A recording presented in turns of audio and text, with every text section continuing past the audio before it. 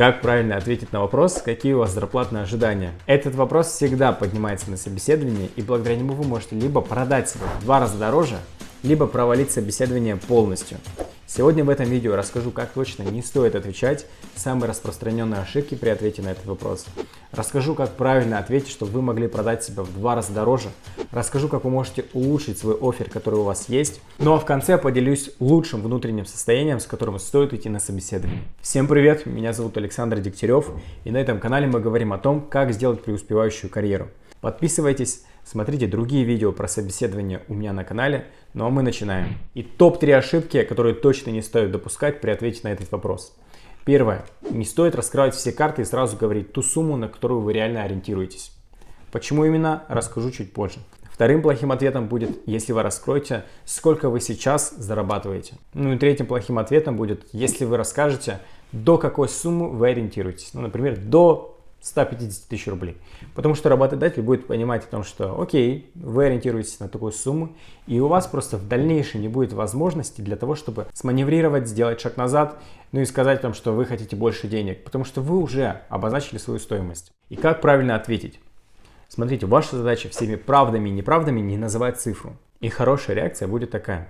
Слушайте, для меня это не так важно. Для меня важнее проекты, задачи, люди, с которыми буду работать. Предлагаю сперва это обсудить, а потом можем переходить к обсуждению финансовой составляющей. Они, конечно же, не дураки, и поэтому продолжат вас тестировать. На что вы можете ответить, типа, а может у вас есть какие-то вилки, на которые вы ориентируетесь?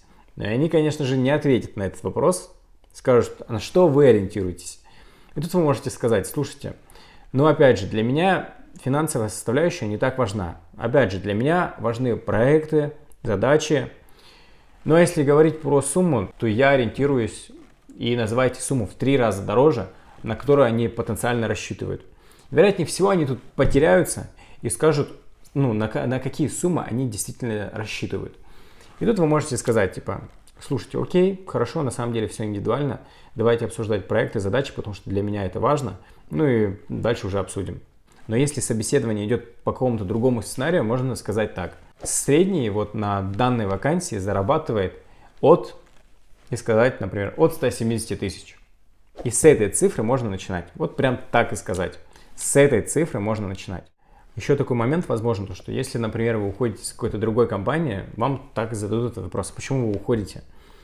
И классным ответом может быть так, что на самом деле вы мне очень нравитесь, поэтому я с вами готов говорить. Всегда будьте заинтересованными, всегда сохраняйте энтузиазм, всегда вам важно разрулить диалог так, чтобы сказать о том, что они классные ребята, вам с ними нравится, и общаться с ними вообще одно удовольствие. И подход, который всегда будет работать, называть цифру как можно больше. Вот когда они заявляют свою реальную вилку, а вы обозначили там в 3 раза дороже себя, можно сказать, ну да, окей, как бы все индивидуально. Вот если по проектам, по задачам с вами сойдемся, то в принципе можно будет подумать. Вам просто стоит забыть ту ситуацию, типа вам нужно принять решение о работе здесь и сейчас. Потому что на самом деле найм это безумно дорого. Компания обходится это просто в миллионы рублей. Это время и рекрутера, и руководителя, который проводит собеседование, и время на тестирование, и время потом обработать эти результаты тестирований. А если человек потом еще отказывается, это просто по-новому надо весь процесс организовывать. Поэтому это очень дорого. И поэтому вы должны исходить с такой позиции о том, что вы имеете возможность на самом деле выбирать. И теперь, с каким подходом стоит идти на собеседование? Во-первых, важно понимать о том, что работа это всегда взаимовыгодные условия для работника и работодателя. Компания вообще не обеднеет, если она заплатит вам не 70 тысяч рублей, а 180 тысяч. Потому что вы будете решать определенные задачи, закроете определенную дыру, и компания сможет идти дальше. Поэтому сразу можно откинуть такую историю, типа я не хочу показаться жадным, поэтому не буду просить там сумму побольше. Я не хочу показаться, типа меня мотивируют только деньги. Не стоит думать, типа если компания маленькая, то у нее нет денег на то, чтобы меня нанять там подороже. Не стоит также думать, типа если вы попросите больше, то и с вас спроса будет больше. Нет, это вообще не так. Найм, опять же, это очень дорого, а уволить человека и найти нового, это еще дороже. Нужно быть таким человеком, которому деньги важны только из-за того, что в других местах предлагают условия. Ну и деньги это вообще важная часть жизни. Но вообще вы хотите работать, вам хочется приносить пользу, быть ценным. Ну а что я могу поделать, если вот вы предлагаете столько, а вот, например, Тинькофф или Яндекс предлагают столько? Важно подчеркивать то, что для вас важна работа и обязанности. Ну и всегда сохранять там при этом энтузиазм. Далее. Вам сделали оффер. Как его можно улучшить? Смотрите, можно будет сказать о том, что вы, например, планируете взять ипотеку, поэтому финансовая сторона для вас играет роль при принятии решения. Всегда можно будет сослаться на Тинькофф, который предложил вам больше, но при этом вы подмечаете то, что, блин, вот все классно. Вот если бы вот этот вопрос решили, вот точно бы принял оффер. Далее, можно еще сказать о том, что другая компания мне предложила там оплату обучения, либо там покупку какой-то техники, либо предложила какую-то классные компенсации. Но очень важно о том, что если вы имеете другие офферы, важно не раскрывать сумму, которую там предлагают. Просто говорить о том, что вам предложили больше.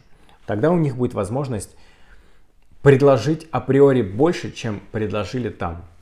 Ну и финальным прям добитием работодателя, просто чтобы выжать максимум из условий, которые они могут предложить, сказать так: слушайте, я там в ближайшее время планирую взять ипотеку, планирую жениться, планирую пройти обучение. И вот мне как раз не хватает определенной суммы.